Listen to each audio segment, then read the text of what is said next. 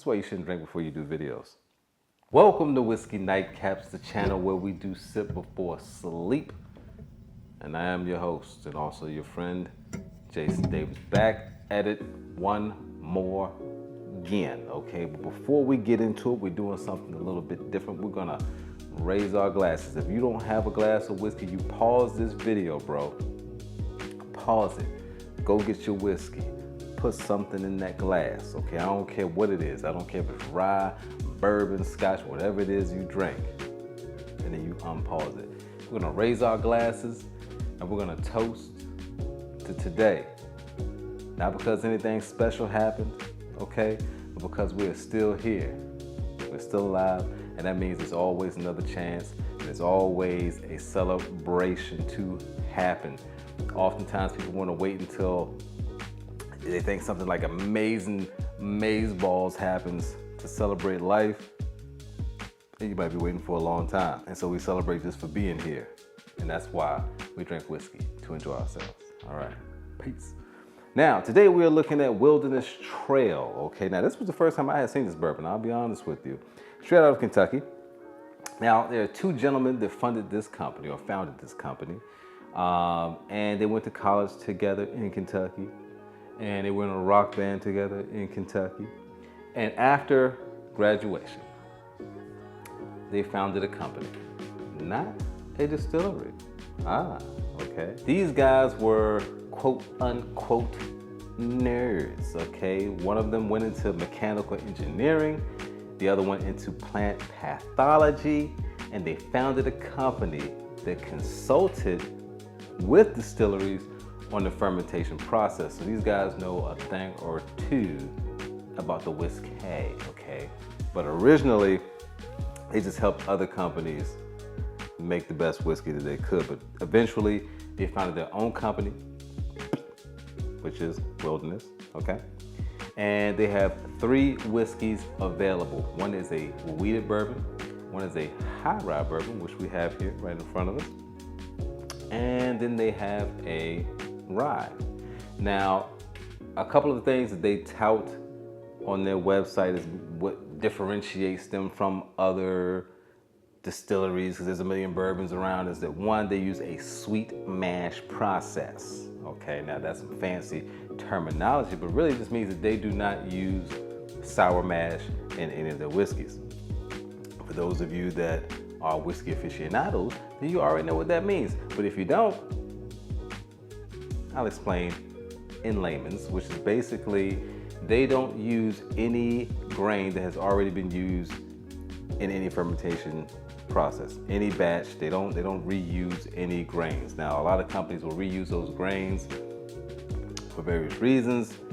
They feel like it may speed up the fermentation process, so on and so forth. But these gentlemen use new grains each time. 2, all of their whiskeys bottled in bond. So we already know they're 4 years old regardless, okay? And then number 3, what was number 3? That's why you shouldn't drink before you do videos. It just came back to me. All of the whiskeys are also small batch. So on paper, this all sounds amazing. Sweet mash, bottled in bond, no quotation marks there, no air quotes because that's not an opinion, and small batch. So it all sounds amazing. Price point, I just saw it for like 40 something bucks. I didn't actually get this bottle for that amount, so that kind of actually shocked me when I looked it up, because I recall just paying like $35 for this bottle, but maybe I am wrong because my memory's not the greatest. Now, this is 50% AB into the V, which is the sweet spot for me. That is right there where I like my whiskeys, at least my bourbons, at least I like those at 50%. Now, obviously you can see this bottle has been opened. So this is not a neck pour, right? And it's almost like halfway gone, which means that at some point, this was getting some love, it was getting some attention. But I left it alone. And now I'm back to it. And now I'll share with you guys. So let's just swirl this around in the glass for a second. because to be honest with you, I typically don't use a Glencairn when I'm just sitting at home drinking. Usually it's a rocks glass and I just drink my whiskey neat and that's how it goes. Now, this has nice viscosity. I can see it clinging to the glass, so that's good. Right off the rip, classic bourbon scent, but very mellow, not like so much that it burns you, like I can't get close up on it. Very mellow, very sweet, not overpowering. Even though it's a high rye, it's not overpowering that with the spice. Picking up more barrel char than anything else, getting that like hand-seared brown sugar layered with vanilla. Like to me, it seems like, and maybe I've been indoctrinated, but like the ingredients that they use, the grains that they use, seem fresh, cool, like an ocean breeze. All right, let's see. Woo. And you know, sometimes when you put that whiskey in your mouth and you let it sit there on your tongue, it will burn like antiseptic mouthwash. But not here, not here. And it seems like if I was introducing somebody to whiskey and into bourbon, and we had already made it past the point of no return, because it's difficult introducing someone to whiskey who does not drink alcohol straight. They're so used to cocktails and the fluff and all that, right? But this will be a good entry whiskey for someone. Okay, before we start getting into the complex, maybe older whiskeys that they wouldn't be able to truly appreciate, this will give them something to start with and be able to dissect the casual and normal flavors of a bourbon, and to be able to interpret those things with their palate, right? It doesn't come off like a high rye. It definitely does not come off like a high rye, and maybe I'm tripping. But like I said, when I went to the website, they only had 3 whiskeys listed, and under the high rye, this was the one. But this comes across on the spectrum, to me, on the sweeter side.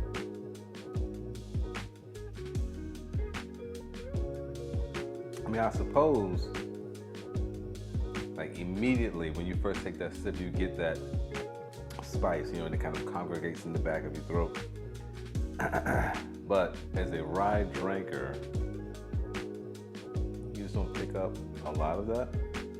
I'm starting to get that baking spice right here in the throat. Now this coats the inside of your mouth perfectly, and it lingers. It has finish to it, right? It doesn't just dissipate really quickly. It has a slow finish. I mean, I already knew that I liked this whiskey, for sure. And the only reason, honestly, that I'm reviewing this whiskey is because I wanted to turn you on to it. I mean, the price point is not that bad. Even if it truly is like $47, is that terrible? Is that terrible? No, and sometimes you have to pay for what you want and you get what you pay for. There was a period of time when I would try to take my money into a purveyor of fine spirits and make it stretch like Stretch Armstrong, okay? I would make it stretch like Mr. Fantastic and say, okay, well, I'm gonna come out with like 4 or 5 bottles. And I did, and I still have a lot of those bottles because they weren't really that good. Sometimes you have to spend just a little bit to get something enjoyable. Like this is something I could sit back with a nice cigar, right? Puffing, which is probably gonna happen tomorrow. Puffing my life away while I sip on this. It's gratifying. And because it's at 50%, it ain't no punk, right? It's gonna get you to where you want to be at the same time while enjoying the actual taste of it and the process of it. So I'm gonna say this gets a thumbs up, okay? This gets a thumbs up. I mean, out of 5 stars, 5 stars is hard. You know what I mean? You gotta give it like 10, you know what I mean? Because sometimes there's just a range. This would get like, maybe like a 7.5.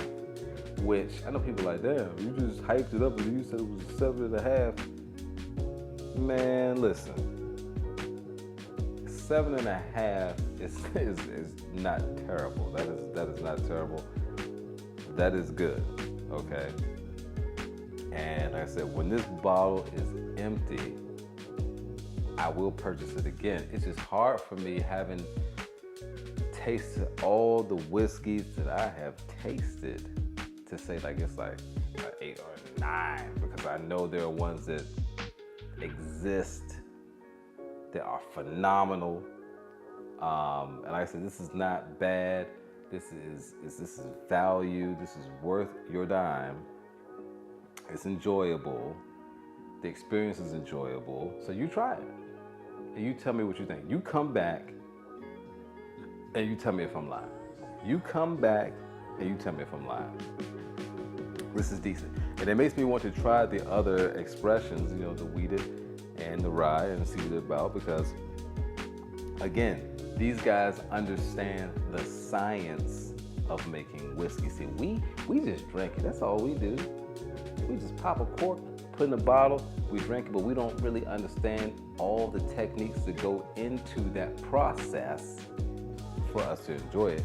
And these guys are bringing the science, and that's why they're like catchphrase or whatever is putting the PhD in whiskey or something like that. You know, everybody always has something they use to try to get your attention. But these were not guys who just had a passion for whiskey. They were also guys that knew the science behind producing high quality whiskey, and that says something. All right, man. Well, listen, I appreciate you guys rocking out with your boy again on another episode of Whiskey Nightcaps, and hopefully you're having yours at the same time. Again, I'm advocating for this bottle. They haven't paid me a dime. Okay, nobody gives me anything. Trust me. Anything I give you is just my own personal opinion. But go out, you try it. You tell me what you think. If you've already tried this, you let me know. What were your thoughts on it? Am I tripping or is it good? All right, man. Whiskey Nightcaps, Jay Davis out. Peace.